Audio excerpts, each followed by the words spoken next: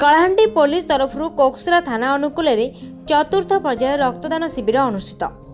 दीर्घ 7 मास हेब कोरोना महामारी तांडव सबुआडे लगी रही स्वास्थ्यगत समस्या।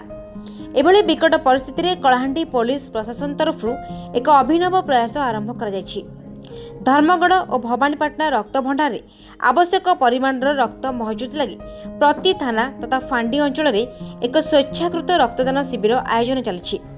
आज कोकसरा थाना तरफ चतुर्थ थर कोकसरा जवाहरलाल उच्च विद्यालय में रक्तदान शिविर अनुष्ठित हो जाएगी। कोकसरा थाना अधिकारी वासुदेव छत्रिया अंचल में लोके कृतज्ञता ज्ञापन करछंती। आगामी दिन में यह अनेकों जीवन बचाइबा सह स्वास्थ्य विभाग को एक प्रकार शक्ति जोगाइब बोली आशा करा जाउछि। कलाहांडी पुलिस पक्षरु धर्मगढ़ एसडीपीओ नारायण नायक तथा थाना एसआई मनोज आचार्य, कांस्टेबल युवराज पुजारी, मुकु हरिजन, चंद्र माझी, सुधांशु कुमार तथा समस्त कर्मचारी उपस्थित थिले।